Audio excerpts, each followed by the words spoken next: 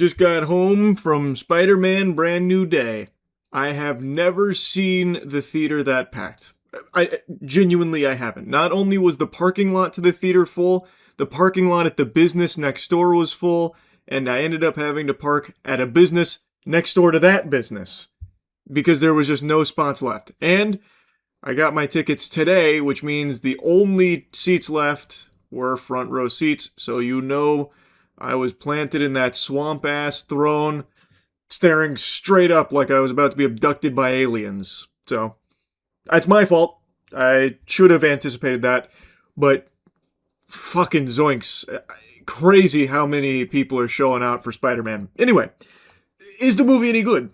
Yeah, I think it's very good. Do I think it's the best Spider-Man movie? Like, right now, the glaze is... It's going nuclear about how it's the best Spider-Man movie ever made, the best Spider-Man since Spider-Man 2, that kind of thing. I personally wouldn't go that far. There's a lot to like about this movie, and we're going to get into spoilers. You know I've been doing spoilers a lot, so here's your spoiler warning right now. Weep, weep, weep, weep. That's me tickling on your spoiler nipples there. The reason it's getting compared to Spider-Man 2 so much is because of some similarities with what Tom Holland's Peter Parker is going through in this film, kind of mirroring what Tobey Maguire's Spider-Man went through in Sam Raimi's trilogy. In that, in here, he's dealing with a lot of emotional disconnection from his friends as a result of what happened in No Way Home, and it's weighing on his psyche so heavily. Years have gone by, and he has isolated himself because he is just... He's feeling like he has to do everything alone to keep the people he cares about safe, and it is taking its toll on him. So he is really starting to succumb to that desperate need for human connection, but forcing himself to abstain.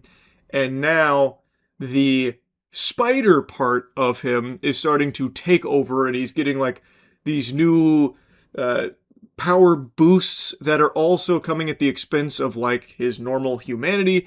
And as such, he's even able to shoot organic webs now, which I fucking loved. I thought that was super hype, and I actually really like the way they explore this, because I thought after No Way Home, they were going to take a really easy, safe path of like connecting Peter with his friends again, like, oh, they forgot me, I wiped everyone's memories, but if I just go say, hey, it's me, Peter, and then, wave at them, it'll jog their memory, like, oh, I love this guy, that kind of thing. And then MJ will fall in love with him again. Ned will be his best bro again, fucking butt chugging in the shower and all that. No, this movie doesn't do that. It goes in a much, it sticks to its guns. It does not just give Peter the easy way to reconnect. And in fact, it is really holding its ground in that aspect, because there's a scene here where MJ is in trouble. I'm trying not to just spoil everything, by the way. I'm not just dumping everything here. So, this is spoilers, but within reason. I'm not just ruining the whole movie for you. MJ is in trouble when the main villain starts using her to really get under Peter's skin. And in an effort to keep her safe, he puts MJ with Frank Castle to protect her. Frank Castle actually had a pretty sizable role in this movie. I didn't expect the Punisher to be here in a big way, but he is. I will say that this is a very neutered Punisher. I never actually finished the show, not because I didn't like it, it's just much like Daredevil. I don't know, I just dropped it somewhere along the way, even though I thought it was good. Eventually I will go back and watch it, but this is a very different Punisher than you are probably expecting. And in fact, he's kind of used as almost a buddy cop dynamic with Spider-Man, where they're bickering, and it actually feels very comic book derivative, their relationship. They have really good chemistry, and I thought this is where most of the comedy of the movie comes from. I thought for the most part it did well without being obnoxious. I really did kind of like their relationship, even though this Punisher version is Weenie Hut Jr. Punisher. I didn't have a huge complaint there, but I think if you're a big fan of the Punisher and the way John Bernthal in particular has been portraying him in the series, this might be kind of not what you'd want to see for it, but I thought it worked well for the movie, so I don't have a huge issue there. But anyway, MJ is in this safe location with Frank and Spider-Man, and when Spider-Man leaves, she finds that note that Peter had written that kind of explains the whole situation, why she doesn't remember him. And she reads that note, learns that these two were, in love so deeply, so close, and what Peter did, the ultimate sacrifice to keep her safe, she reads that, and you think that this is going to be the moment where she's like, I remember everything, I love you, Peter. No. In fact, she's like, hey, that's just kind of not me. Like, that girl is not me. I don't have those memories. I don't know you. I've never met you. I don't have any of these experiences with you. And like, and it's not in a cold way where she's being like some asshole about it. Like, it's a very understandable perspective. Like, this is a complete stranger that she only met hours ago, that apparently they had like a whole life together for, this whole history. She doesn't know any of it. So how is she all of a sudden just going to like reciprocate those feelings? And she's like really sympathizing with Peter about how hard that must be. But the truth is, she just doesn't fucking know you, bro. Like, and that's just the brass tacks. And it's not like a hopeless thing. The door is still left open for them to like, get close again and fall in love again, especially with the way the movie ends. Like, they very clearly plant that seed. But I do appreciate that they didn't just instantly, overwrite such a huge, weighty decision from the last movie that had such an emotional impact. I think they explore it well. I think they really do a good job of looking at Peter Parker and like what this isolation, this self-imposed isolation is doing to him. And I think the first half of the film is the best part.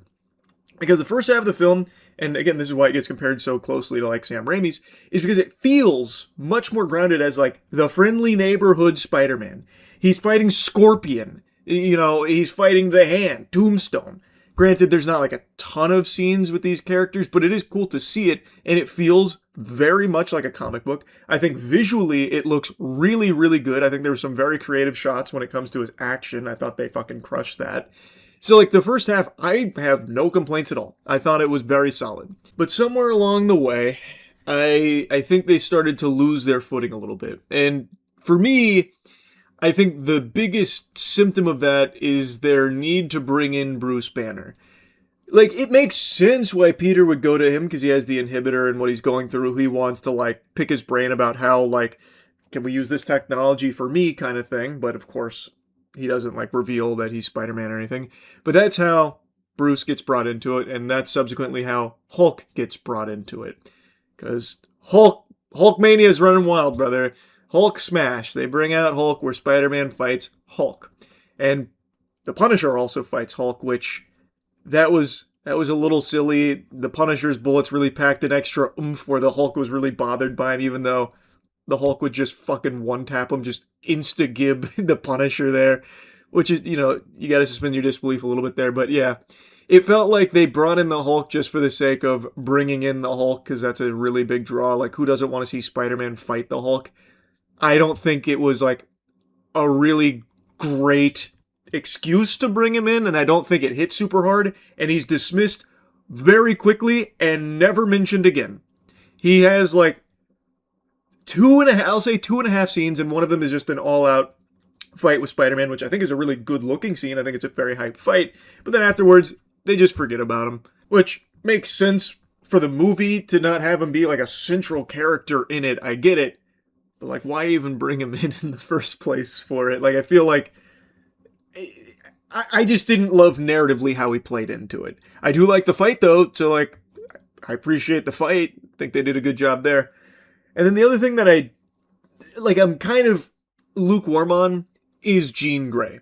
So, Sadie Sink plays Jean Grey, and I think it's an interesting take on Jean, but I don't think all of it really lands. So, Jean in this movie, she has the ability to possess people. And she has the ability to hop from person to person, and she's the major antagonist, how she's hopping around and trying to find information and trying to find something called VMAX, which she believes ties into her sister in some capacity with where she's been taken. Her sister and her share the same ability. And her sister was kidnapped by the Department of Damage Control to basically weaponize her. And that's the motivation behind Jean Grey going on this, like, rampage, so to speak.